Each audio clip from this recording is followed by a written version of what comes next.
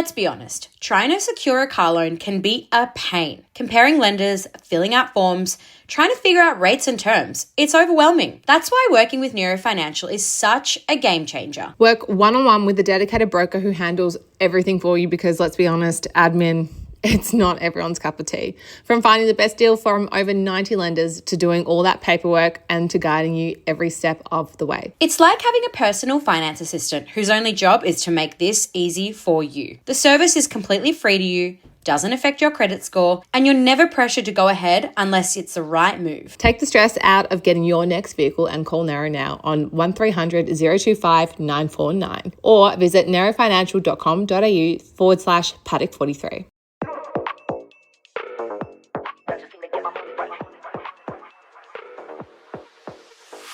I'm Elle. And I'm Pat, and we are Paddock 43. And this is your F1 fix.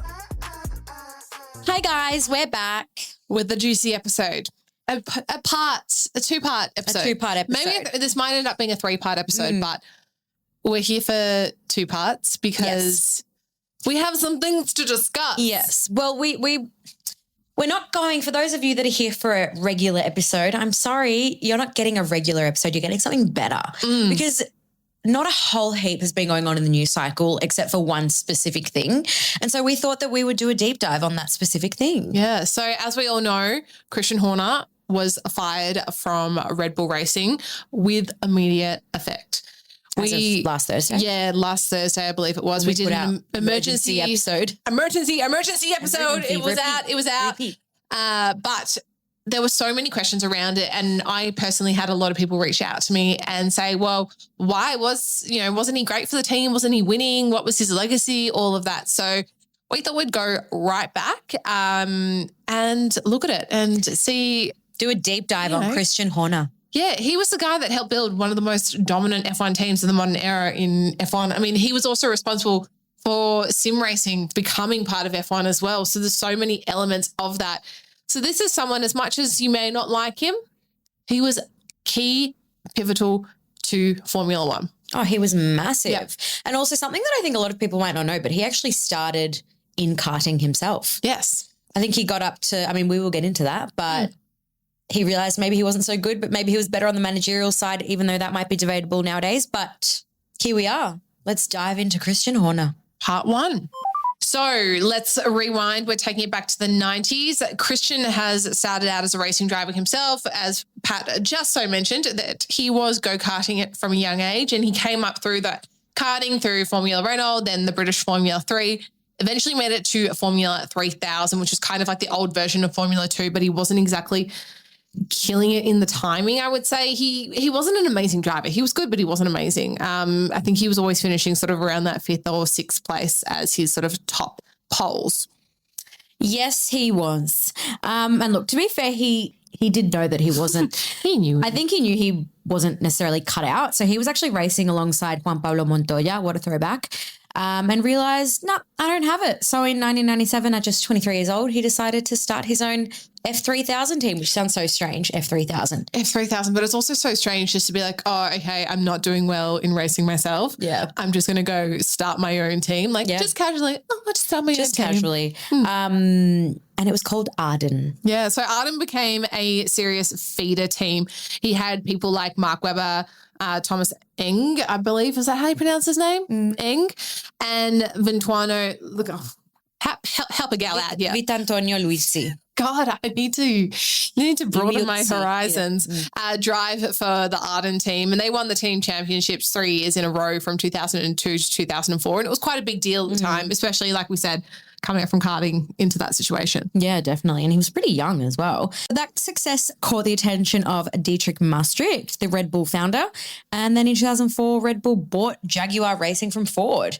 It was a mess of a team at the time, and not a lot of structure, not great results, and it just lacked direction. And it had no money as well. Yeah, zero. They were dirt poor at the time. So in steps, I was going to say relatable. Yeah. Anyone else feeling that way at the moment? So then in comes Christian Horner into this new Red Bull Racing team that's just been purchased in 2005, and he was 31 years old, and he was appointed team principal right away, and it was the youngest team principal in F1 at that time. I'm pretty sure in general, actually, ever. Yeah, at that point, yeah. Yeah, everyone thought that it was pretty much like a marketing stunt, especially because it was Red Bull and they thought energy drink, how can they compete and all of that sort of stuff. And I guess Christian came in because he had other ideas. Yes, and he had a very big power move, which was getting Adrian Newey on board as technical director. So that happened in 2006. Newey was already design lead at Williams and McLaren, so they knew that he had a little bit of experience up his sleeve, and he designed some of the most successful cars in the 90s. So I think it really changed the trajectory of the entire team. And alongside Adrian Newey, they also had David Coulthard, who gave the team a lot of experience in Formula One. And then that's when Mark Webber joined in 2007. So that was a big iconic moment for Australians, really, to have someone like that in the team. But it was in 2009 that everything really started to sort of click. The clock started turning, and Sebastian Vettel was also part of the team, and he won his very first race for Red Bull in China. Woo! Woo, woo, woo. Woo, woo, woo. I miss that Vettel. I know, so do I. miss him so much. But yes, then comes what they call the golden era. So from 2010 to 2013, Red Bull won 4 back-to-back constructors championships. Vettel took a 4 drivers title, and Horner was right there at the heart of it all. Heart of it all. He's kind of been at the heart of it all for the whole time. Heart of the team. It was like, because he was the heart of the team and like bringing it up. He really was like, it was like peak Horner energy at the time. But I feel like now that we know Christian Horner even further down the track, peak Horner energy has kind of never really gone away. He was super confident. He was really cheeky in the press. Like that's when all of that started coming out. And none of that's changed. The only thing that really changed from then to now in terms of his peak Horner energy is Drive to Survive and the expansion of the fans of F1 and Red Bull racing. He had this, aura around him. The team felt right for him and everything, and they really moved as a unit. It was a good time for Red Bull. It was, okay, we're coming up. We're dominant. Watch out. I give it to the likes of Williams right now, actually. Yeah. I like that comparison. And Vettel and Horner also had a super strong relationship, almost like a father-son relationship. It's giving Kimi and Toto. Yes, it is. And they backed each other fully. Vettel was absolutely on board, and behind the scenes, Horner's relationship with Helmut Marko, who runs the Red Bull program, became a major storyline too, because they aligned. Questionable man. Very questionable man. They were aligned, but they also clashed over young driver selections and promotions. So we've had Seb Vettel, we've had Mark Webber. Now it's 2014. Daniel Ricciardo has entered the chat. He has replaced Mark Webber. So we've literally swapped one Aussie for another.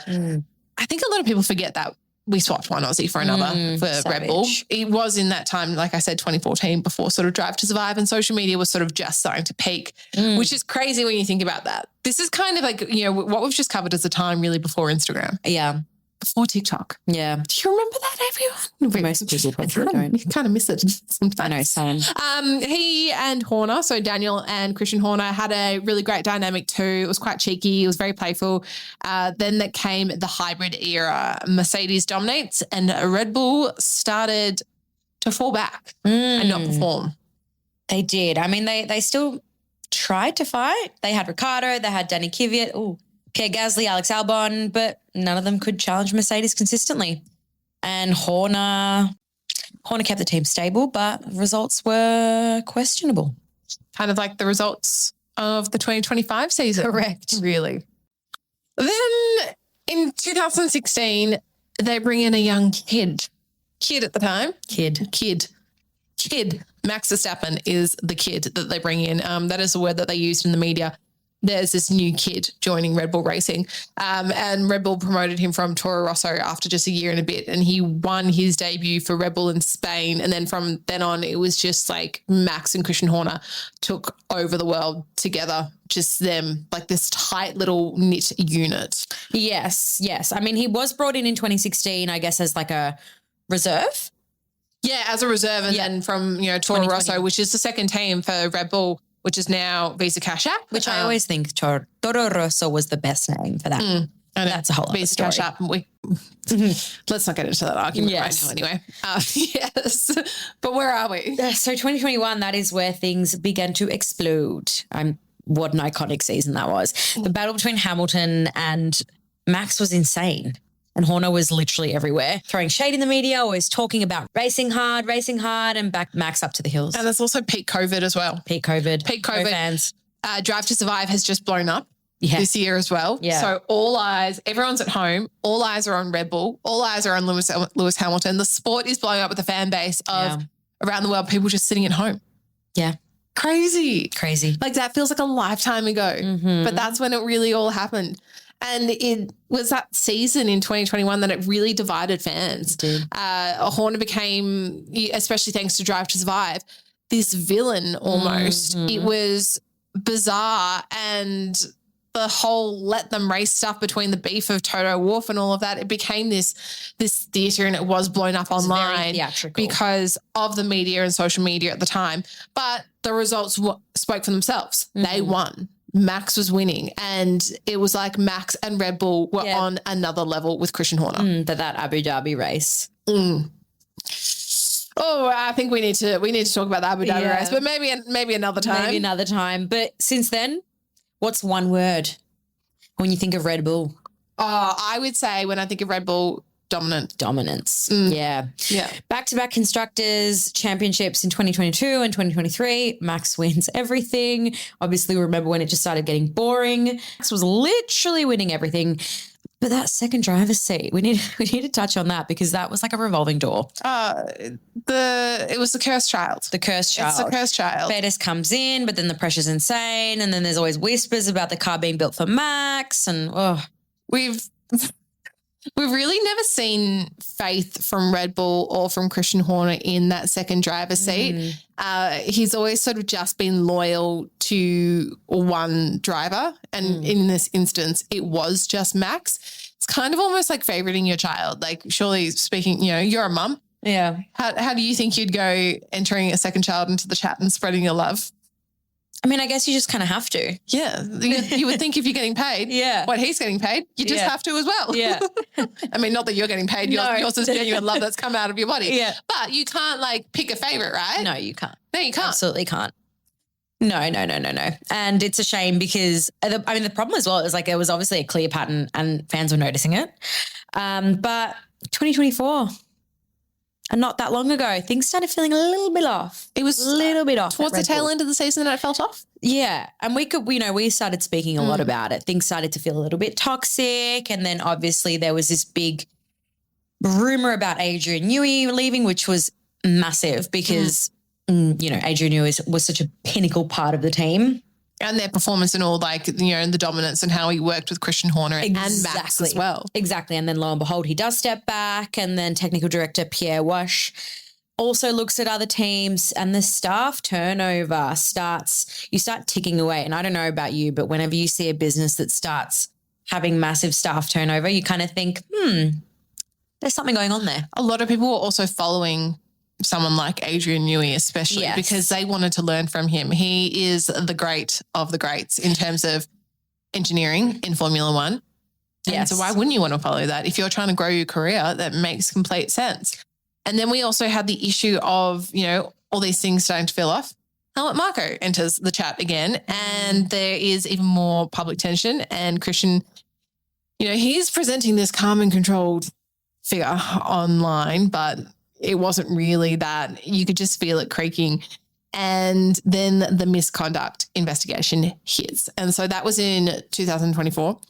Allegations came out about Christian Horner. Red Bull did internal reviews. They were dismissed and cleared, but nothing was ever resolved. It was kind of pushed under the carpet in a way. Yeah. But the whispers still were tracking around the paddock. And I even remember OzGP 2024, we got a photo with Christian Horner. We did. And we had a very well-known male in the paddock say, do not post that. Do not post that photo. Do not post that, whatever you do. You do not want to be seen as young females with Christian Horner. You don't want to be associated with him. Yeah, that was his words. So and we were like, good call. That was a massive telltale sign. We were like, we will not, especially when a lot of people within the F1 world had things to say about him.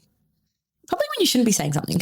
Yeah, I mean, that's why we're not going to name who the person is that says something. Exactly. And do you know the thing as well that I always think about is also towards the later half of last year, earlier this year, it was shocking when we saw this come out that Christian Horner had lost his job. But think about all the little photos. You know, there was like a photo of Jos Verstappen yelling at Helmut Marko. There's all these little nuggets that you see pop up and you think something's going on there. And sponsors were not happy either. So reports were swirling. And even though he technically survived that, initial review, you could feel that it was still, and look, we're going to get into the review and the allegations in part 2 because it's fucking juicy. But the fact that Red Bull and the sponsors still stood behind Christian Horner during this time is wild. No other business would have done that for their reputation's sake. So was Christian Horner, though, the reason Red Bull was the way that they were? That's the big question. You know, they've had this dominant 20-year period, or did he just have the right people and now he's lost them? I mean, I think a bit of both. I think there was massive power play and obviously hiring Newey, backing Vettel, finding Max, so much went on there, but maybe he stayed too long. Maybe he got a little bit too comfortable being the face of Red Bull. A little complacent. Maybe he really did start making it about him as well. I mean, he also was CEO at the time. Well, at the time, we can say at the time because he is no longer CEO or team principal. And maybe that worked whilst they were winning. Recording. I think that it could have worked whilst they were winning, that he could be so front-facing, but I don't think so anymore. No. And the cracks have showed. All got a bit too much. And now, as of today, the first time since 2005, Red Bull's moving forward without Christian Horner. And part 2 is going to get into it. It's going to get real messy. I'm so excited to see what's going to happen. But stay tuned for part 2. Don't forget to subscribe, like, and follow the podcast. And we will be putting out part 2 very, very soon. You'll have to make sure you're following to jump along. Yeah. Jump along, listen along. Yes. But thanks for listening, guys. We'll see you next week. Bye. Bye. I know if I ever see the light, I'll be up in the club and